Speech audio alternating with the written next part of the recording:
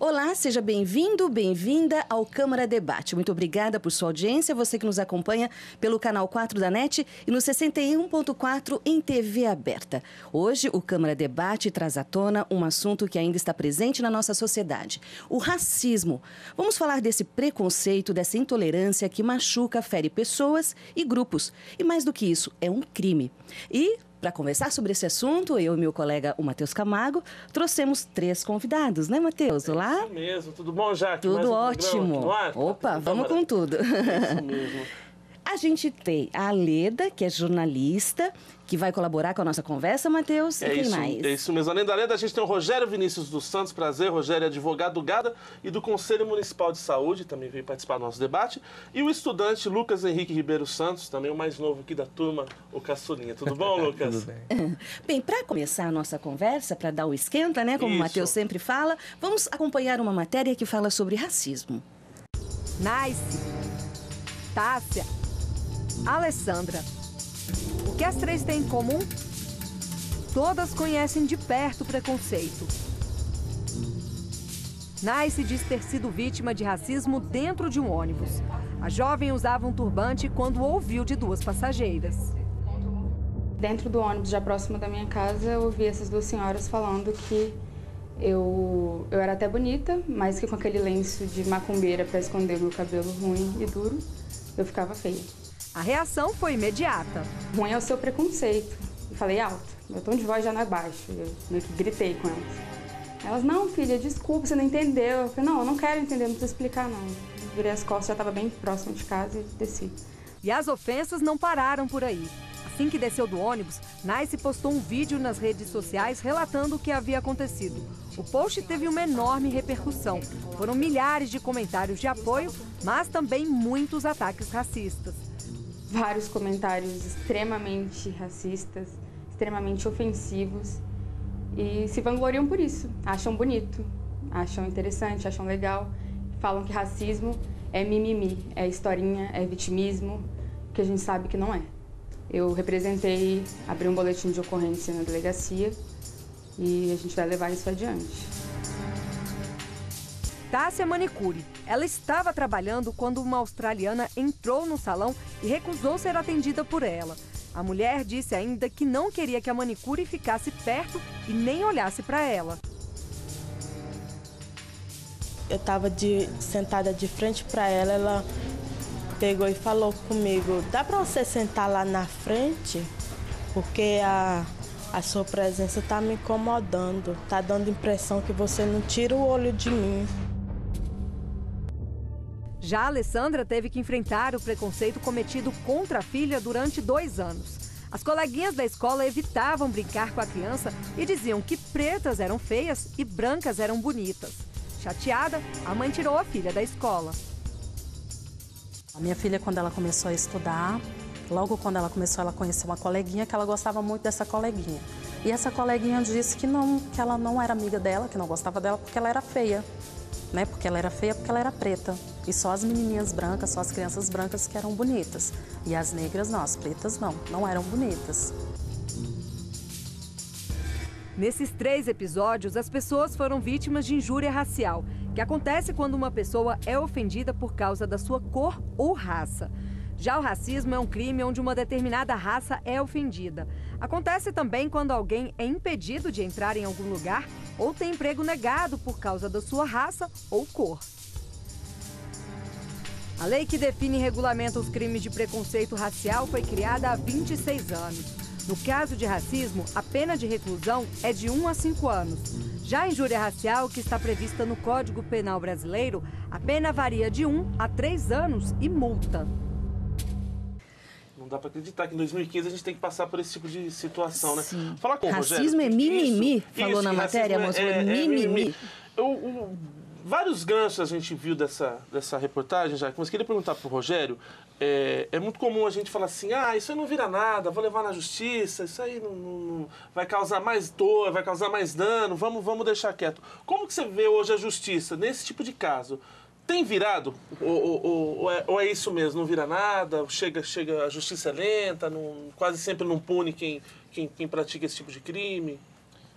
Bom, no caso da injúria racial, A gente ainda tem um pouco dessa questão da impunidade, sim. Mas não porque haja um racismo ou uma tolerância a esse tipo de atitude por parte do Poder Judiciário. O que acontece é que nós temos uma realidade carcerária hoje no Brasil que ela impõe ao Poder Judiciário uma política menos prisional. Então, o Tribunal de Justiça de São Paulo, por exemplo, ele tem adotado essa postura de aplicar penas alternativas, penas que façam com que a pessoa sinta mais. Então, num caso de injúria racial, por exemplo, o Judiciário acaba optando pela aplicação de uma penalidade na esfera civil, sim, uma ação de indenização, ou uma pena alternativa na esfera criminal, com a prestação de serviço à comunidade, do que imposição de pena de prisão. Já no caso do racismo, que é um crime já muito mais grave, e o crime de racismo, na verdade, ele é um pouco mais do que a gente viu ali na matéria. Rogério, explica pra gente essa diferença, porque eu também faço a maior confusão. Explica pra gente a diferença de um e de outro. A injúria racial, ela acontece quando ela é direcionada a uma única pessoa por conta da raça ou da cor dela. Perfeito. E pode ser tanto por conta da cor quanto por conta da raça, japonês, judeu, árabe. Hoje essa questão do árabe está muito em alta, né, por conta do Estado Islâmico. Então, hoje tem sido muito comum a gente ver crime de injúria racial contra negros e contra árabes. Já o crime de racismo, que é um crime previsto na Constituição como um crime inafiançável, ele ocorre em duas situações. Quando você, como se falou na reportagem ali, quando você ofende uma raça de uma forma geral, mas a simples ofensa, na verdade, ela é muito difícil você conseguir caracterizá-la como crime.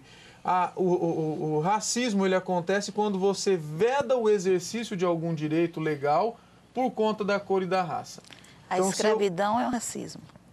Não, a escravidão, na verdade, é um outro crime. É o crime de o holocausto é outro crime. Redução à condição análoga de escravo. Não existe hoje no direito brasileiro um crime de escravidão. Mas a escravidão, como foi no período colonial. Seria um caso de racismo. Motivado pelo racismo, para nossos dias, né? Para nossa o racismo, ele implica nisso, na vedação do exercício de um direito legal por conta da cor e da raça. Impedir a pessoa de entrar num determinado restaurante, impedir a pessoa de trabalhar, impedir a pessoa de se hospedar num hotel. Isso tudo configura o crime de racismo.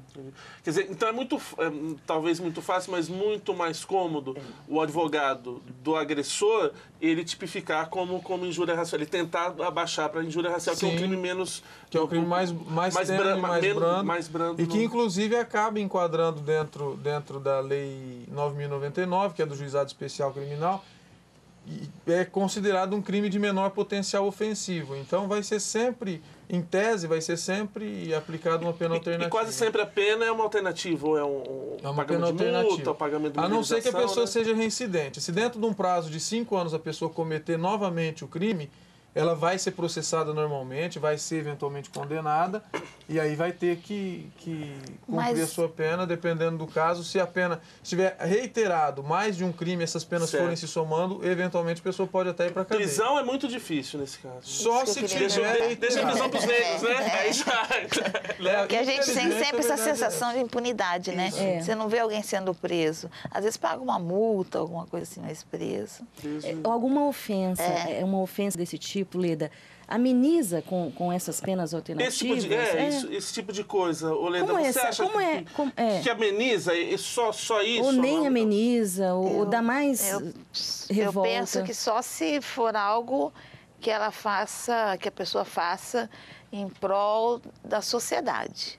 Se for para ela fazer uma pena alternativa que vai trazer um benefício só para ela, porque ela atingiu uma única pessoa, porque foi injúria, não.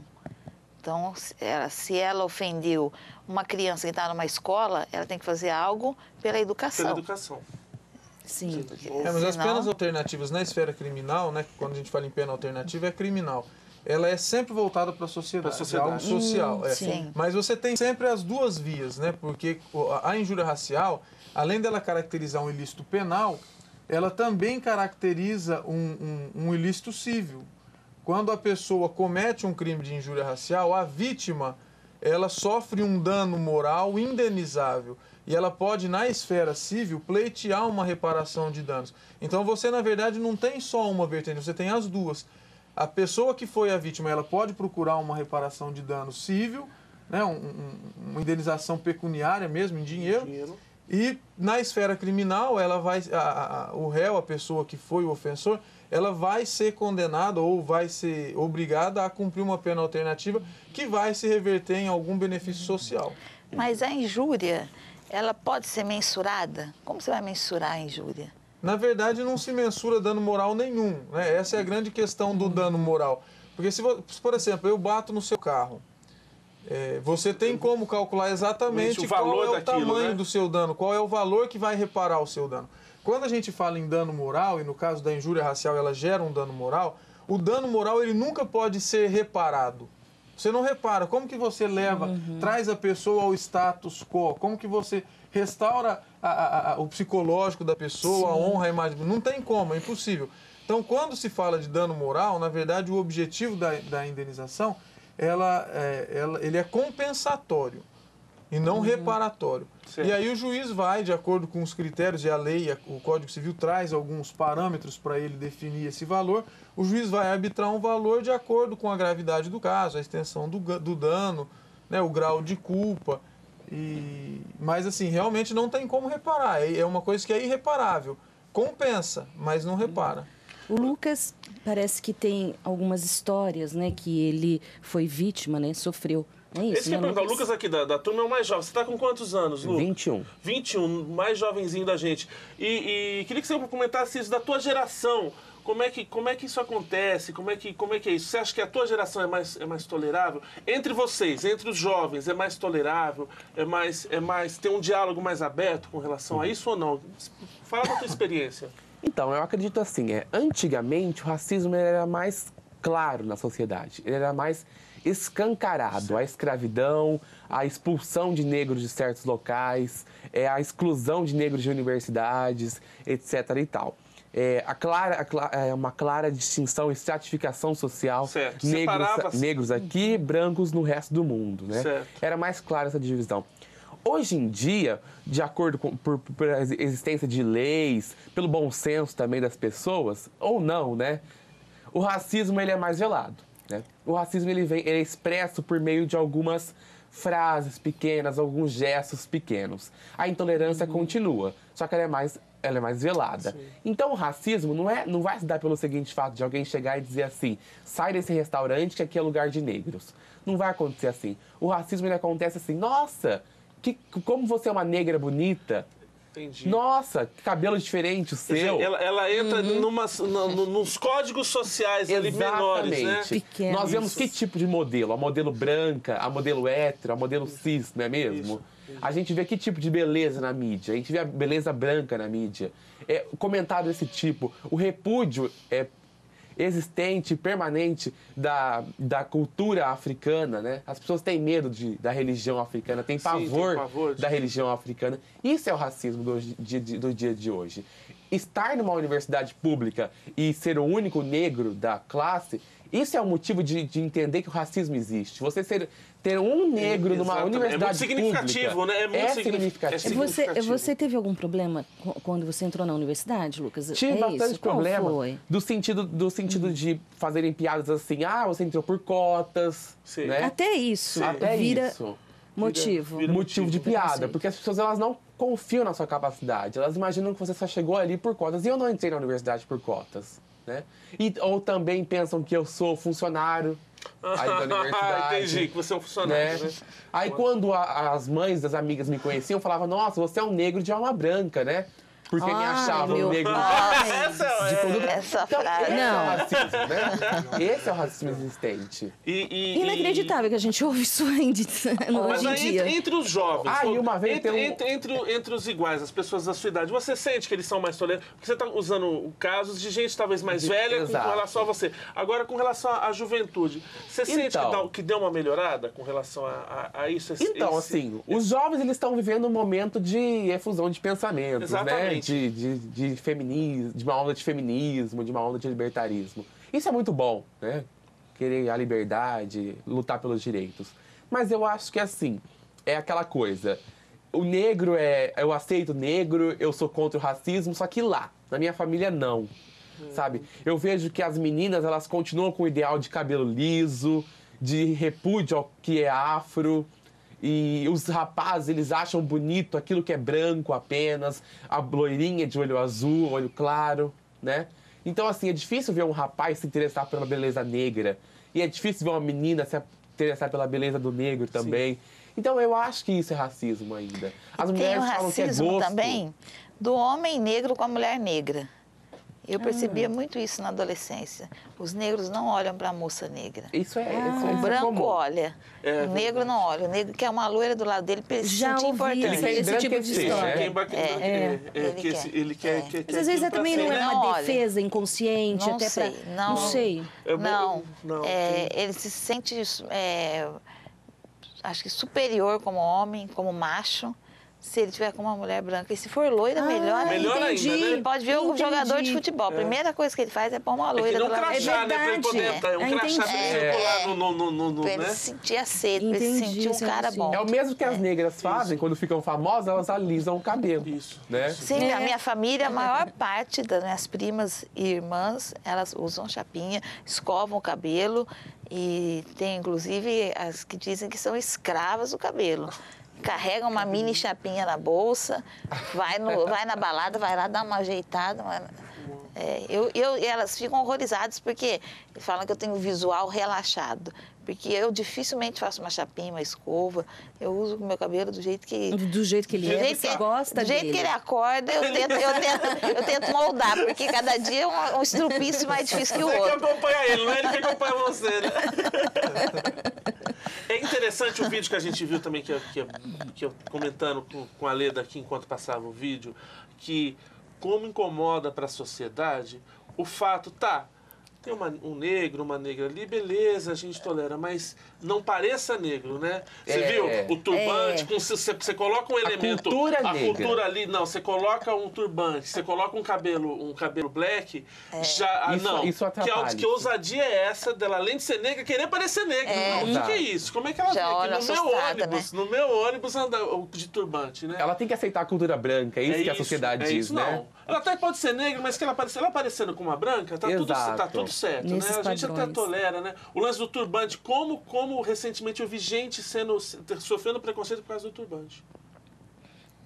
E também essa questão de não querer ficar no local. Gente, que coisa a gente viu, né, na reportagem. E o turbante deveria ser uma referência de moda, julgando. Né? Sim. De estilo afro, né? Deveria ser uma referência.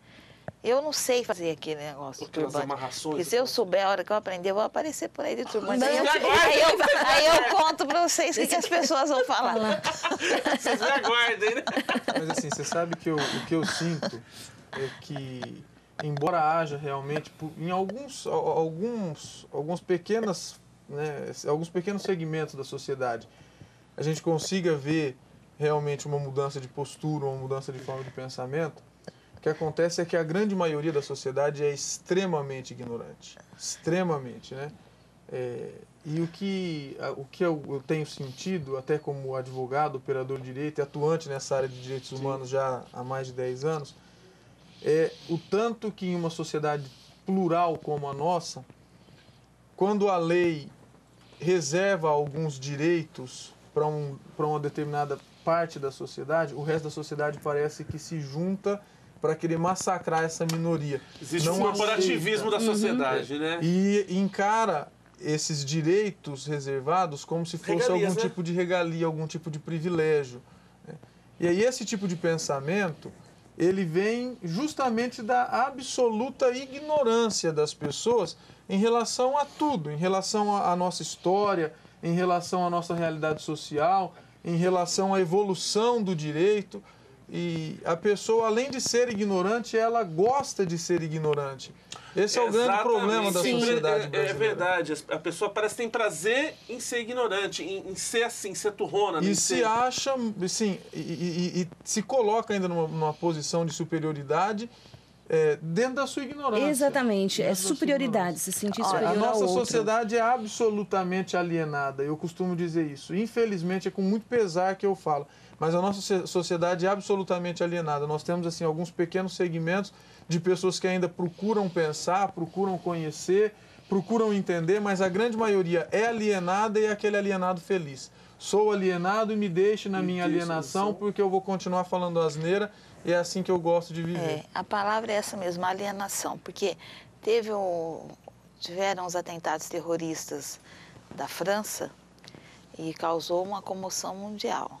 Claro, em Paris, foi dentro de uma casa de espetáculos, mas um ou 2 dias depois ocorreu um episódio lá no Mali. Sim. Eles mataram também, foi Estado Num Islâmico. hotel, né? Num hotel. Quase ninguém falou. É verdade. A repercussão foi mínima. Foi mínima. No Fantástico eu não vi nada. Sim. Então, e lá eram os negros, morreram. Aqueles que não sabiam falar, recitar o Alcorão, morreram. Morreram, isso. Mas é um monte de preto que morreu, dá graças a Deus. Agora lá em Paris, não, é o pessoal do mundo inteiro. Um monte de jovem em Paris, um monte de jovem, gente bonita. Porque o negro já para e fala... A cidade das luzes. O negro não é bonito. O negro não é bonito. E o negro mais bonito que eu conheci foi o Sr. Aristides. Ele era muito bonito. Foi o maior, acho que é o maior nome da luta aqui em São José do Rio Preto, do movimento. O Sr. Aristides faleceu recentemente. Faleceu recentemente. Gente, chegamos ao fim do primeiro bloco. Já foi um Você bloco? viu? Já foi. Daqui a pouco a gente volta e continua a nossa conversa. Aguarde um instante só, daqui a pouquinho o Câmara Debate volta. Hoje nós estamos falando sobre racismo.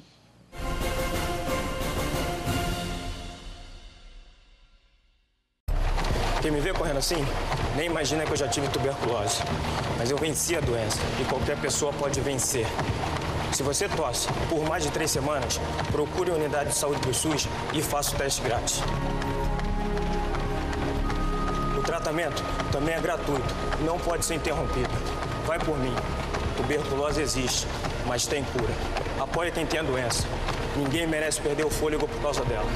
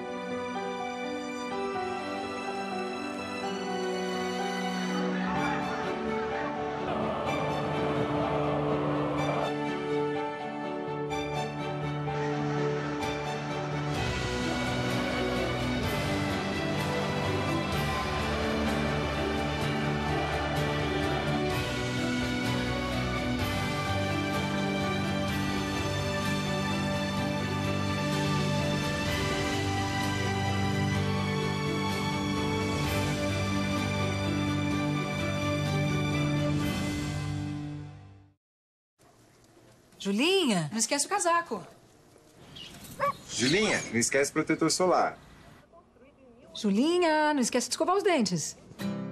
Você que está sempre se lembrando de proteger sua filha, não pode se esquecer da vacinação contra o HPV para meninas de 9 a 11 anos. Ela previne o câncer do colo de útero, que afeta 15 mil mulheres todos os anos. Procure uma unidade de saúde do SUS ou fique atenta ao período de vacinação nas escolas. Vacinação contra o HPV, proteção para a menina, saúde para a mulher.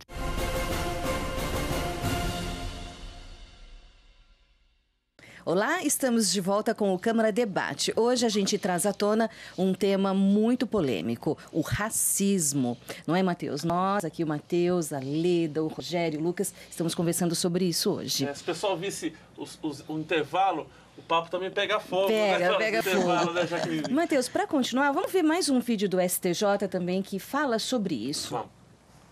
O preconceito de raça no Brasil é secular e remete aos primeiros habitantes das Américas, os indígenas, e aos negros, livres na África, mas que aqui se tornaram escravos. Antes da legislação contra o racismo, houve muito sofrimento, perseguição e mortes.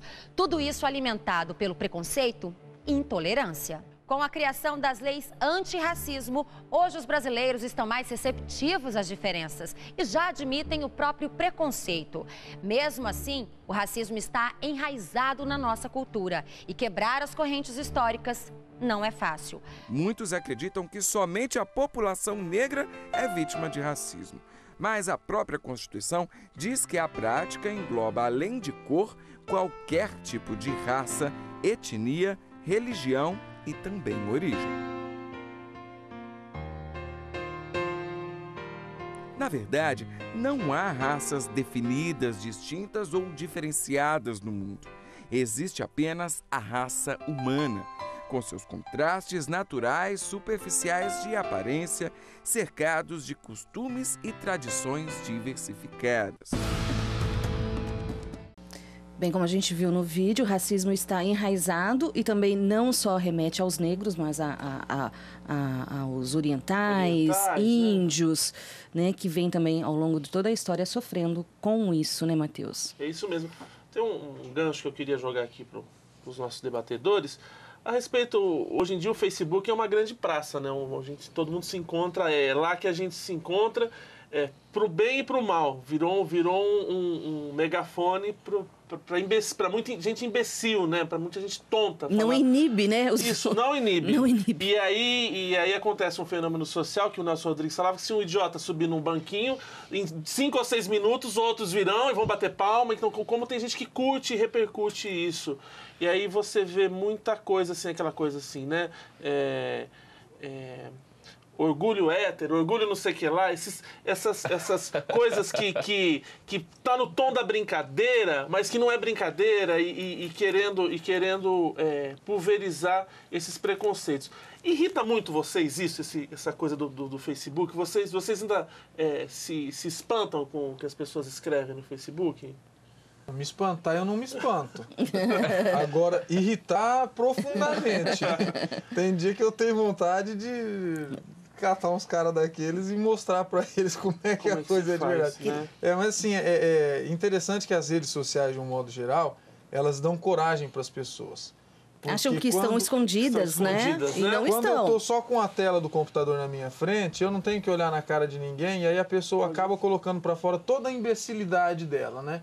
E é impressionante, assim, cada dia que passa, o que me surpreende não é o fato das pessoas mostrarem a sua imbecilidade.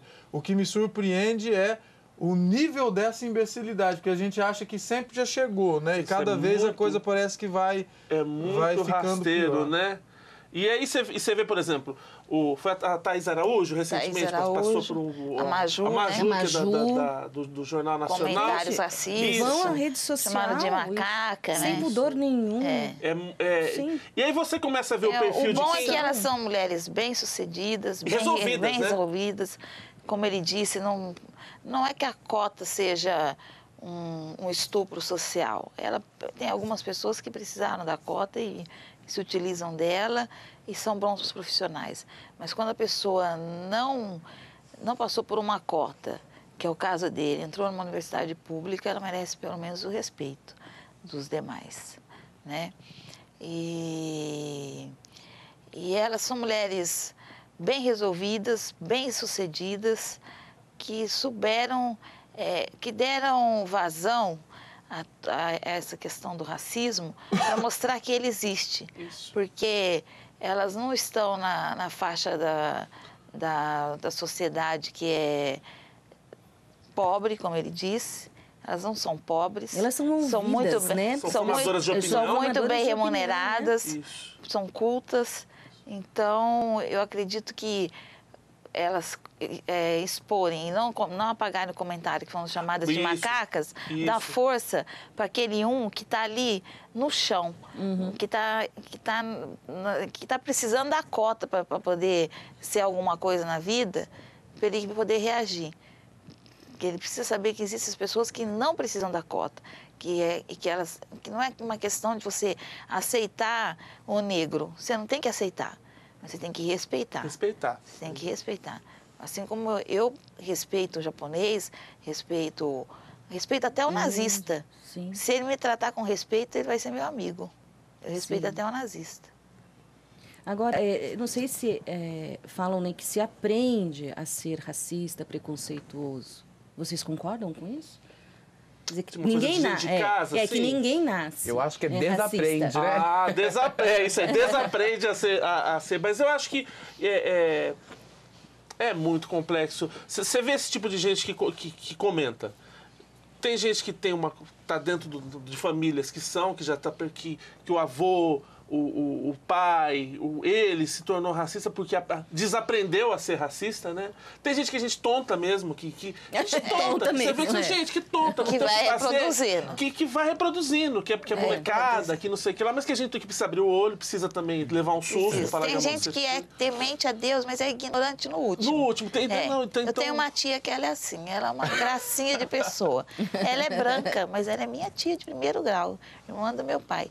Ela é muito branca, ela é alva, os filhos são loiros. E ela, um dia o filho, antes dele se casar, se engraçou com uma negrinha da vizinhança.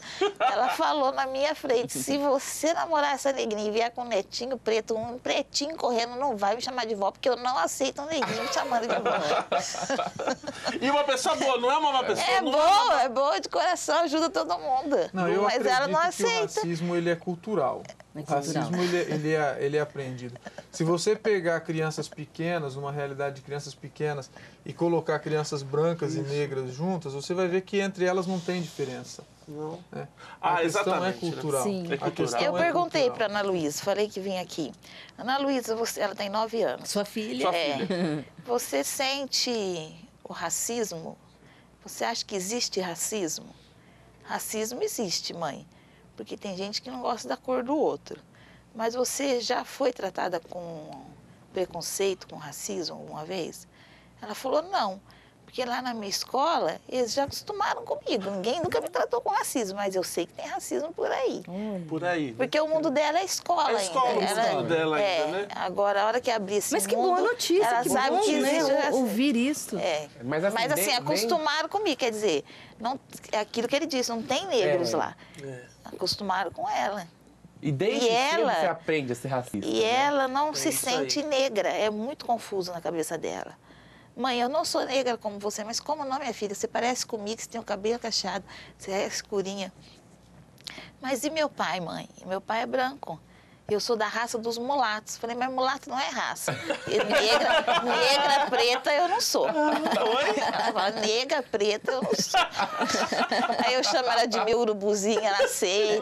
Mas negra, preta, ela não sei o que ela é. Você sabe que falando ainda sobre a questão das cotas, falando ainda sobre a questão das cotas e sobre o que você falou das redes sociais, é interessante assim que a gente vê uma mesma pessoa, né, quando sai algum assunto na mídia sobre cotas, a pessoa vai lá e mete o pau, porque cota para negro é para dar chance para quem não tem capacidade, a gente tem que aguentar esse tipo de coisa.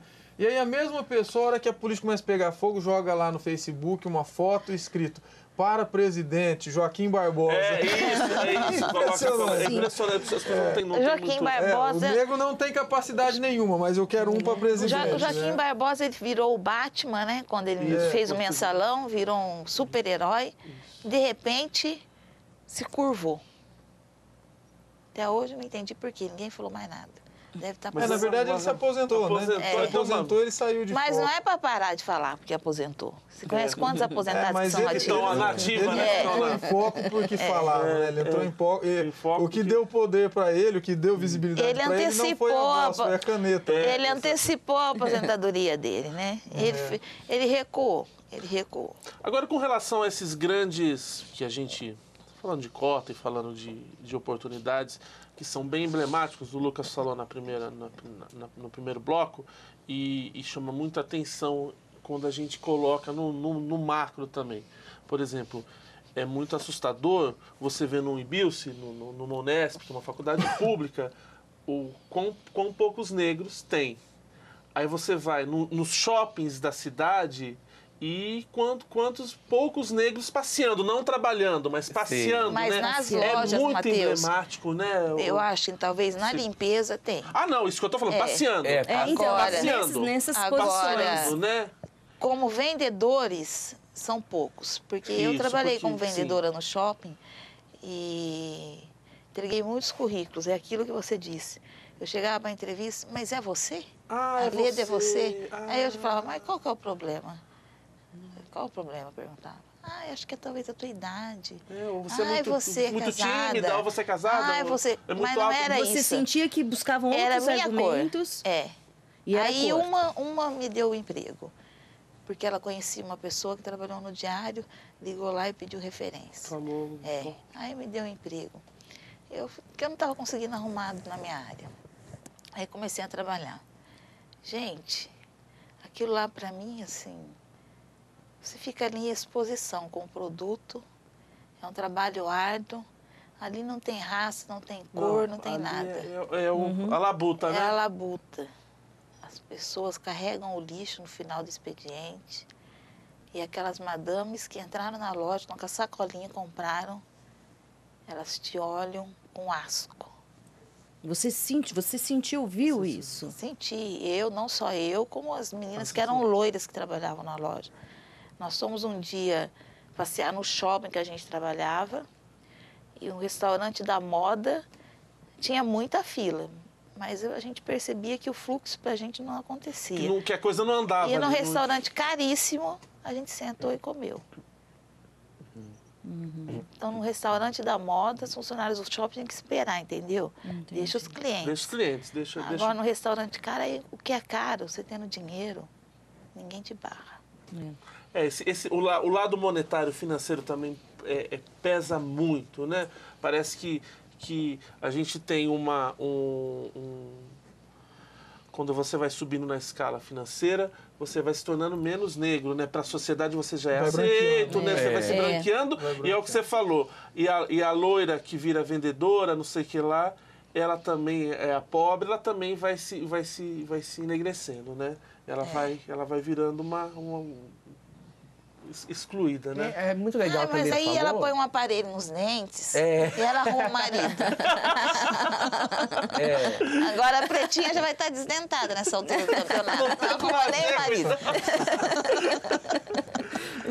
É muito legal o que a Leda falou sobre a questão de existir um outro preconceito também, né? Porque assim, eu costumo dizer que as pessoas, elas não se desvinculam de um preconceito. Elas pegam um preconceito e tiram daqui.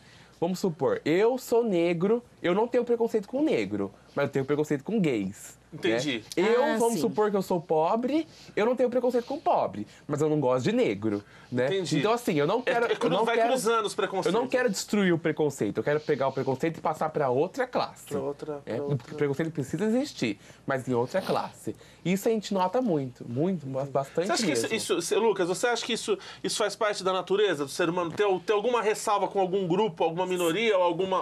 Com certeza. Eu preciso diminuir o outro para eu me sentir bem. Para ter pro meu ego se... Pra eu me sentir bem, pro meu ego estar em harmonia comigo. Massageado. Massageado. Aí sem que a gente se alongue muito, pra gente ter a opinião dos nossos três convidados, já que, por exemplo, a gente já falou de cotas. De uma forma bem objetiva, vocês são a favor ou contra cotas? Assim?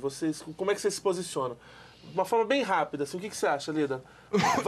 Ainda tem que ter ou não? Olha, Matheus, você falou do Ibilce, né? Falei. São poucos negros. A gente já esteve lá fazendo entrevistas, reportagens com os reitores. E eu não tenho que falar da Unesp e do Ibilce, que é só acolhimento.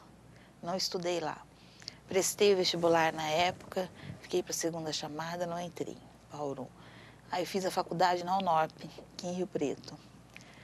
Não tinha negros na minha sala, tô tentando lembrar, não tinha. Uma faculdade particular. Faculdade se na pública tem pouco, imagina numa privada tem que pagar. E na minha turma, só para citar alguns, a Vivian Carvalho, a Gleice Kelly, a Fabiola Figueiredo, o Alexandre Silva, o Osair Júnior, Rafael Lucas, Vanessa Mauri, Eu vou acabar esquecendo de alguns. E lá eu fiz a minha monografia, foi sobre a imprensa e o negro. O orientador, o Eduardo Pimenta, que hoje está no Grupo Abril, me disse, olha, Leda, eu acho que esse assunto você não vai conseguir desenrolar. Eu falei, por quê? Porque não tem isso. Não existe isso, Leda. Você está vendo negro aqui? Você está vendo negro em algum lugar fazendo imprensa, fazendo notícia? Negro é notícia e é notícia policial. E ele é um cara muito classudo. Aí eu falei, não, eu vou provar que existe. Aí ele falou, então você tem que me dar um norte, um rumo, senão você vai ter que mudar esse tema. Eu falei, José do Patrocínio. Ele falou, então começa por aí. Então eu sou a favor da cota, sim. E você, Rogério? Eu sou a favor da cota porque a cota não é privilégio. A cota, na verdade, é uma forma de você executar uma forma de consecução do princípio da isonomia. O princípio da isonomia é aquele segundo o qual todos são iguais perante a lei e o poder público deve tratar os iguais de forma igual e os desiguais de forma desigual na medida de suas desigualdades. Então, quando eu penso que eu entro numa escola particular, por exemplo, e eu vejo duas crianças negras dentro da escola particular, e eu entro na escola pública e eu vejo que a maioria das crianças são negras... Um termômetro, né? Isso Eu sei que para um vestibular, porque é totalmente distorcido, eu sou radicalmente contra o nosso sistema educacional. Para mim, o nosso sistema educacional ele é feito para criar empregadinho, né? Sim. Nossa educação ela é feita para isso, para criar empregado, mas na hora do vestibular vai ser muito complicado para esse negro que estudou em escola pública, tendo que trabalhar meio período, competir com o filho do branco rico, que teve o dia todo para estudar depois que saía da escola ainda. Então é uma questão de igualdade, né? E eu tive também essa experiência, eu estudei no IBILSE, além de Direito eu fiz Letras ali no IBILSE também. E realmente eu não me lembro, nos 4 anos que eu fiquei lá, eu não me lembro de ter tido nenhum negro que estudou no curso. Nem professor deve ter, eu acho. Nem professor negro, nunca tive nenhum professor negro no IBILSE. O Lucas? E você, Lucas? Você é a favor, você é contra, tem ressalva? Eu sou bastante a favor mesmo. Por quê, né? Eu acabei de sair desse meio do mundo de pré-vestibulares, de cursinho. E assim, você não vai entrar numa universidade se você não fizer um ótimo cursinho. E você não vai fazer um ótimo cursinho se você não tiver muito dinheiro para pagar num cursinho, né? E então, assim, é assustador o número de negros que não tem na universidade. É uma clareza de que é um curso para negro, que é curso para branco. Medicina é um curso de branco, direito é um curso de branco, engenharia é um curso de branco. Os cursos de mais baixa concorrência nesse mundo vestibular, ali, né? Uma sociologia, ali a gente pode ser que possa entrar um negro, né? Isso, aí a gente deixa, a sociedade deixa, né? Exato. Então, sem as cotas, não tem como, por enquanto, de acordo com a nossa história, o negro chegar onde o branco consegue chegar, de acordo com todos os privilégios que o branco teve historicamente, né? Eu imagino a cota como uma muleta. Ela é momentânea, temporária, por um tempo. E assim, eu vou perguntar pro doente se ele precisa de uma muleta ou não, se ele tá com dificuldade tá ou bem, não. tá doendo, né? É isso. E não é quem não tá doente que vai falar se você tem que usar ou não a muleta. É o próprio doente, né? E eu acho muito engraçado quando brancos vêm falar assim, não, cota já deu, né? Já tá bom, né? Já deu 10 anos, tá bom, né? Vamos. O que tem a ver uma pessoa que não tá sofrendo, né? Vir falar se precisa de cotas ou não? Você falou da muleta, mas no sentido, né, figurado de muleta. Mas, assim, não tem a ver com debate, mas tem a ver com intolerância. Essa questão que estão fazendo com os deficientes físicos, né? De acharem que tem que terminar com os privilégios. Então, e não é privilégio. Não é privilégio, é um direito, né? É um direito. Gente, nós estamos caminhando já para o final do programa, né, Matheus? Agora a gente pede uma consideração final, uma mensagem final que vocês tenham, né, sobre esse assunto, o racismo. Eu vou deixar meu espaço mais para o Rogério, que eu queria que ele depois deixasse o serviço de quem se sentir ameaçado, onde procurar a delegacia, esse tipo de coisa, sabe? Porque eu acho que a gente tem que dar esse serviço. Aleda, por favor, suas considerações finais. Eu só tenho a agradecer pela participação e por vocês terem essa sensibilidade em debater a questão do racismo com tanta sutileza, mas verdade. Lucas, o que você tem para lá? Também agradecer o convite de participar do bloco. Gostei muito dos outros debatedores, né? Muito interessante. E é isso mesmo, a gente tem que debater esse tema, é um tema que precisa ser debatido, precisamos conversar com as nossas crianças sobre isso, os pais precisam falar com os filhos o que é racismo, o que é ser negro, o que é cultura negra. Os negros precisam se empoderar, criar uma força, querer lutar pelos seus direitos, e é isso. Isso. E Rogério, passa um serviço pra gente, quem quer denunciar, quem quer pôr a boca no trombone, sempre vale a pena. Sim, a pessoa que quiser denunciar ou for vítima de algum caso desse, ela pode ir diretamente na delegacia de polícia.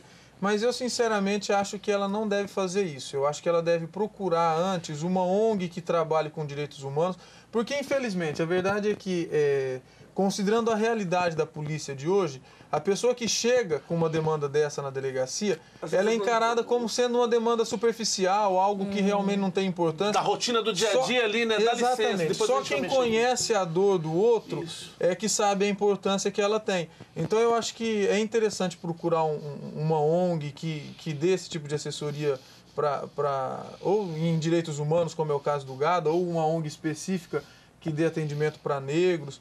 Porque aí você vai ter um acolhimento, você vai ter um direcionamento, alguém que vai te acompanhar nesse tipo de serviço até uma delegacia. É sempre muito melhor. Você pode deixar o telefone do GADA ou não? O telefone do GADA é o 3234-6296 ou 3235-1889. Eu queria só falar, você falou da polícia, que hoje a gente tem uma representante, que é a Coronel Helena Nassau. Que é a chefe maior da PM. É muito simples, uma mulher e negra. Isso é para o pessoal pensar em casa, né?